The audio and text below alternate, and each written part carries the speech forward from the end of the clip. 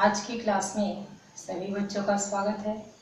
आज हम पढ़ेंगे पुष्पिपादपों की आकारिकी के अंतर्गत जड़ों का रूपांतरण। इसके पूर्व क्लास में हमने जड़ों के रूपांतरण के अंतर्गत जैसा कि जड़ों के रूपांतरण जो है दो प्रकार के होता है, एक मूसला जड़ों का रूपांतरण और दूसरा जो होता है आपका अपस्थानिक जड़ों में रूपांतरण के बारे में। तो मूसला जड़ों के रूपांतरण के बारे में हमने पूर्व क्लास में अध्ययन किया है और आज हम पढ़ेंगे अपस्थानिक जड़ों के रूपांतरण के बारे में। जैसे कि यहाँ पर अपस्थानिक जो जड़ें जो होती हैं वो 3 प्रकार से होता है उसमें रूपांतरण जो है, जिसमें से पहला आता है आपका भोजन संग्रह करने के कारण, दूसरा आदान प्रदान करने वाले और तीसरा जो है आता है आपका विशिष्ट कार्य करने वाले। तो आइए इसमें आज अध्ययन करेंगे भोजन संग्रहण के कारण से, है ना। अपस्थानिक जो जड़ें जो होती हैं अपने भिन्न भिन्न आकृति में परिवर्तित हो जाती हैं। तो ये जो परिवर्तन जो हो रहा है वो किसके कारण से हो रहा है? भोजन को अधिक मात्रा में एकत्रित करने या संग्रह करने के कारण से अलग अलग आकृतियों में परिवर्तित हो जाते हैं। तो इसमें से भोजन संग्रह के अंतर्गत कुछ यहाँ पर उनके प्रकार दिए गए हैं, जिसमें से पहला आता है आपका पुलकित मूल या इसको हम गुच्छ मूल भी कहते हैं।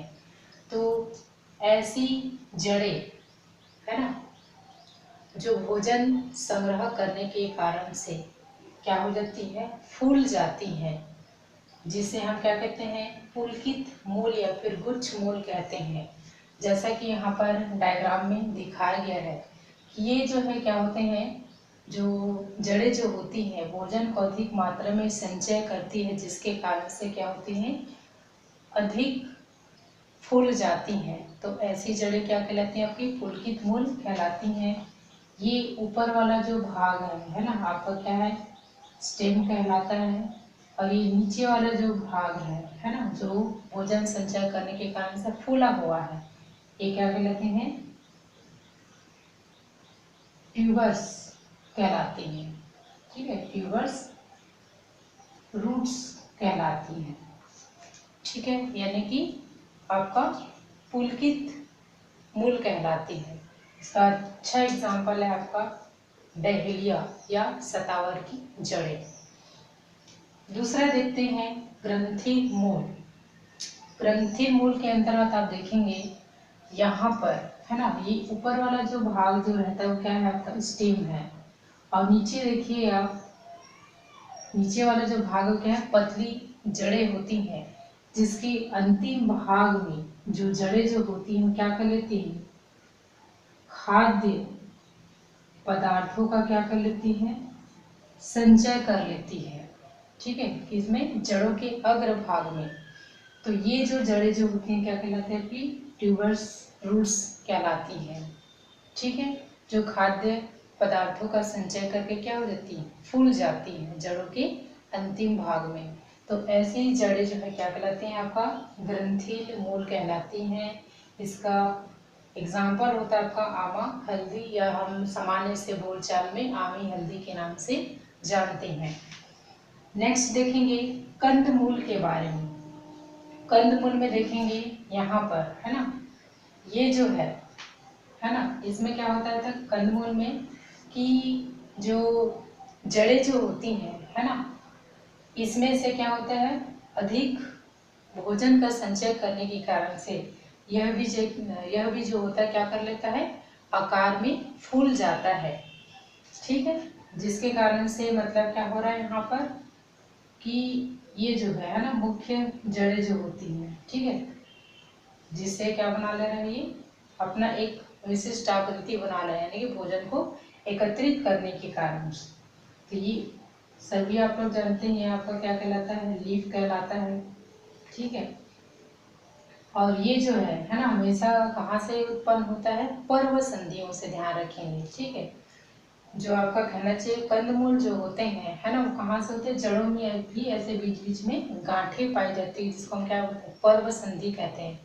और इन्हीं पर्व संधियों से क्या होता है? आपका ये जो है निकलता है।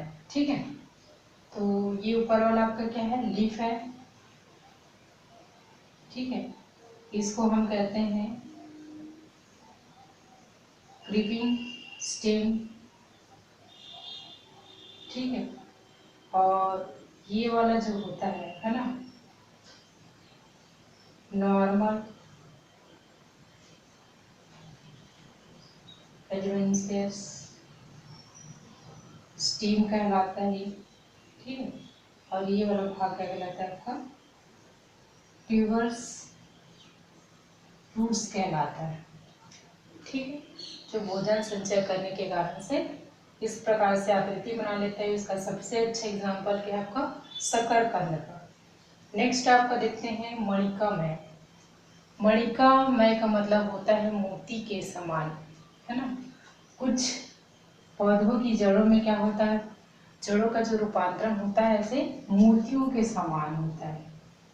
एक के जैसे मोती की जो माला जो होती है ना, क्रमबद्ध तरीके से होता है। तो ऐसे ही ये जो कहते हैं मोतियों के समान में एक धागे में, है ना, मोती को जिस प्रकार से मतलब पिरोते हैं उसी प्रकार से ये जड़ें जो है मोतियों के माला के समान जो है दिखाई देता है।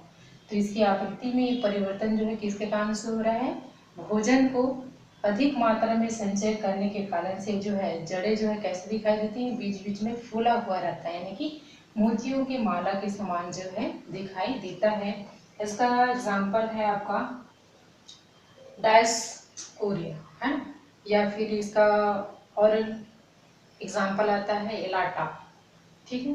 नेक्स्ट अब देखते हैं वलित मूल के अंतर्गत। वलित मूल जो है ना, मुख्य जो जड़ें होती हैं वहां वलय के समान, वलय का मतलब जैसे छोटा छोटा घेरा, ठीक। इस प्रकार से जो संरचना जो होती है ना, किसके कारण से होता है, यह भी जो है भोजन संग्रह करने के कारण से, है ना। छोटे छोटे क्या होता है, ये वलय में बटे होते हैं और ये जो है ऐसे एक मतलब सर्कल में आपको दिखाई देता है।